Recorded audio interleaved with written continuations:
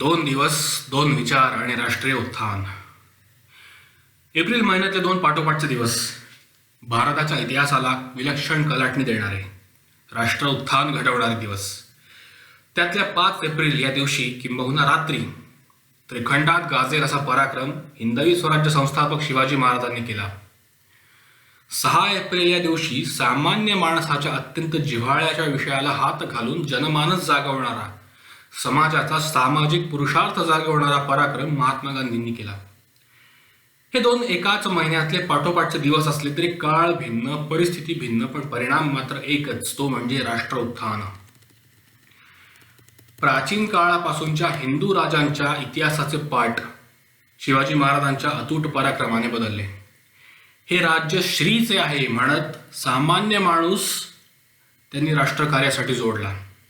आधुनिक राष्ट्रविचार ते राष्ट्र उभं करण्यासाठी, सामान्यातल्या सामान्य माणसाला राष्ट्रकार्यासाठी एकजूट करण्यासाठी सामान्य माणसाच्या पातळीवर सहज शक्य असणारे कार्यक्रम आणि त्याद्वारे देशव्यापी चळवळ महात्मा गांधींनी उभं केली. शिवाजी महाराजांच्या आयुष्यात अचाट नाट्यमय घटनांना तोटा नाही, पण ही गोष्ट ही तितकीच सत्य आहे की शिवाजी महाराज त्या नाट्यमय घटनांपुरतेच सीमित नाहीत, असू नयेत, पण तो सध्याचा विषय नाही.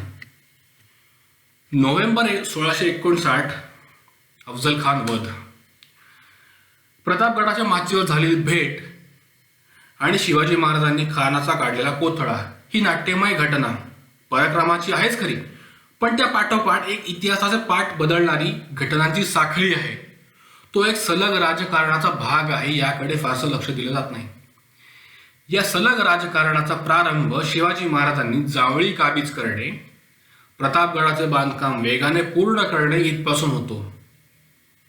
पुढे अफजल खान वध आणि अत्यंत नियोजनपूर्वक खानाच्या सैन्याचा पूर्ण पाडाव आहे. इथेच इतिहासाचे पाठ बदलणारी घटना आहे. असा मोठा धक्का दिल्यानंतर शिवाजी महाराज विजयाच्या उत्सवात नाही तर धक्का उसरायच्या आत राज्य बळकट करण्याकडे वळले आहेत. पन्हाळा जिंकणे, पावनखिंड, विशाळगड हा सगळा घटनाक्रम पुढे आहे. त्याच वेळी शायस्ता खान पुण्यात तळ ठोकून आहे. खूप मोठा प्रदेश त्याच्या सैन्याने व्यापलाय. कारतलब खानाच्या नेतृत्वाखाली कोकण स्वारी आणि शिवाजी महाराजांनी उंबरखिंडीत त्याच्या सैन्याचा केलेला पराभव ही पुढील पराक्रमाची नांदी ठरली. त्याची पुढली पायरी म्हणजे जवळजवळ लाखाच्या छावणीत मोजक्या लोकांनी जाऊन थेट शास्ता खानाला मारण्याची योजना आहे. या योजनेची गुणात्मक व्याप्ती पाहता गुप्तहेर यंत्रणेची महती पुन्हा एकदा अधोरेखित होते. कारण कुठल्या सरदाराचा तळ कुठे आहे, पहारे केव्हा बदलतात, यासोबतच सामाजिक धार्मिक कारणांचा अभ्यास देखील खूप महत्वाचा आहे. त्या काळात रमजानचे रोजे सुरू होते, तेव्हा सूर्यास्तानंतर भरपेट जेवून मुस्लिम सरदार आणि सैन्य सुस्तावलेले असणार आणि सूर्योदयापूर्वीच्या जेवणाची तयारी करण्यात गुंतणार याची देखील नोंद घेण्यात आली होती. दिवस निवडण्यात आला होता चैत्र शुद्ध अष्टमी, रामनवमीच्या 1 दिवस आधी. तो दिवस ग्रेगरियन कॅलेंडरनुसार 5 एप्रिल 1663. संपूर्णपणे नव्या कल्पक युद्ध आखणारा राजा आहे, जो राज्य श्रींचे आहे या भावनेवर विश्वास राखतो. त्यामुळे 18 गड जातीचे लोक त्याच्या कार्याला आपलं मानून त्याला हातभार लावतात. संभाजी महाराजांच्या मृत्यूनंतर औरंगजेबाच्या सेनेविरोधात उपलब्ध सर्व साधनांनिशी सलग 27 वर्ष कोणीही भक्कम नेता नसताना लढा देतात.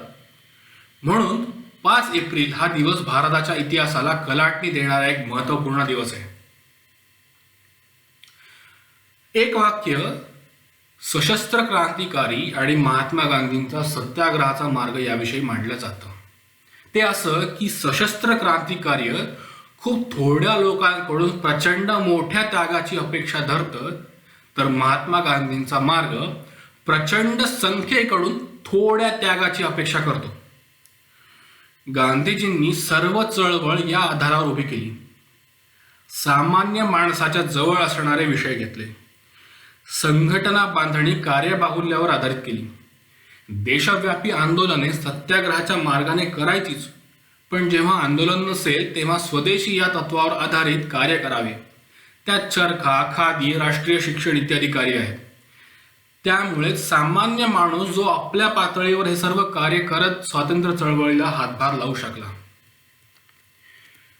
1930 साली लाहोर काँग्रेसमध्ये पूर्ण स्वराज्याचा ठराव केला गेला. तिथे जवाहरलाल नेहरू आणि सुभाषचंद्र बोस आघाडीवर होते आणि देशव्यापी आक्रमक चळवळीची गरज व्यक्त करत होते. त्यावेळी काँग्रेस अंतर्गत असलेल्या राजकारणावर प्रकाश टाकण्याची इथे गरज नाही.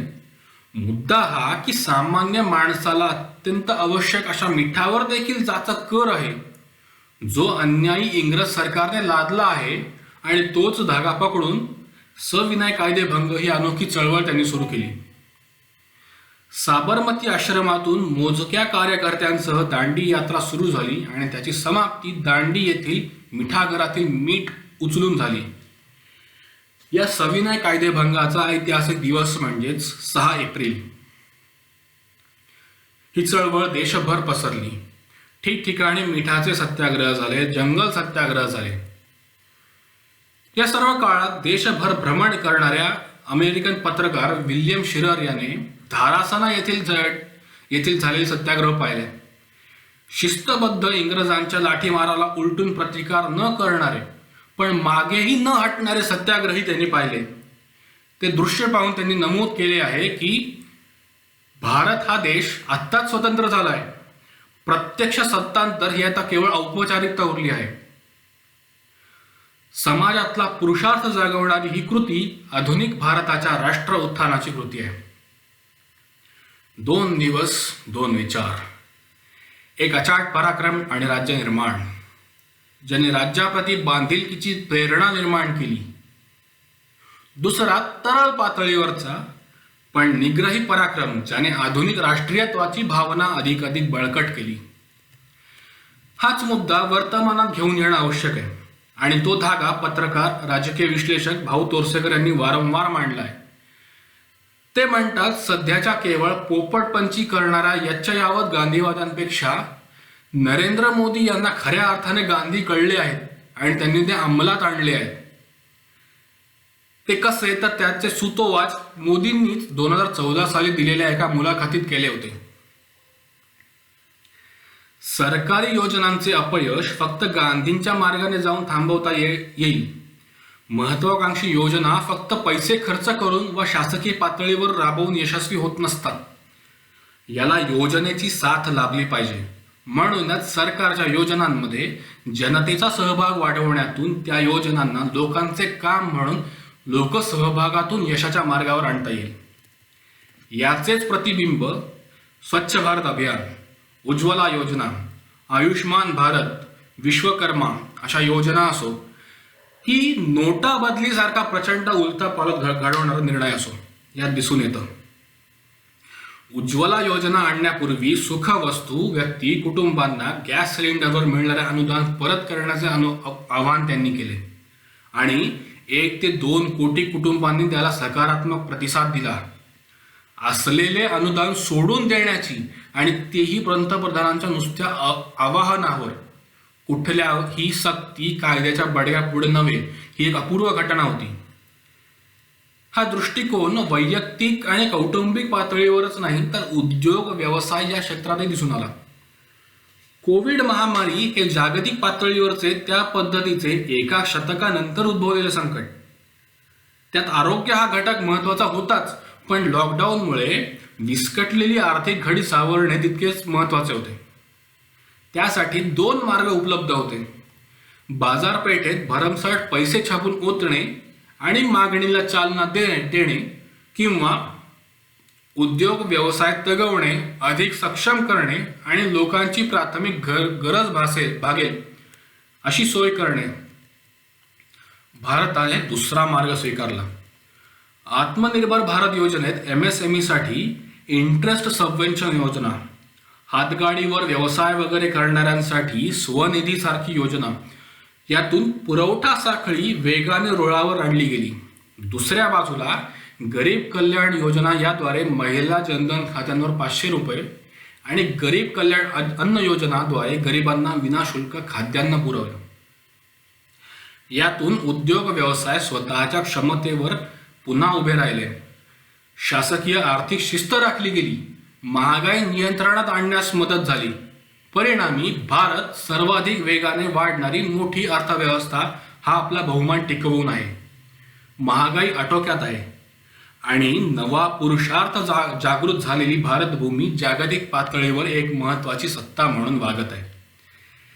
सर्जिकल स्ट्राईक करणारी सेना, एअर स्ट्राईक करणारी वायुसेना आणि हिंद महासागरात व्यापारी जहाजांचे संरक्षण करणारी नौसेना, यातून शिवाजी महाराजांचा विचार, लोकसहभागातून लोककल्याण हा सरकारी दृष्टिकोन, यातून एक नवे राष्ट्रीय उत्थान घडत आहे. हे शतक आशियाचे आहे हे खरेच, पण ते भारताचे होईल हे निश्चित. 2 दिवस, 2 विचार आणि राष्ट्रीय उत्थान.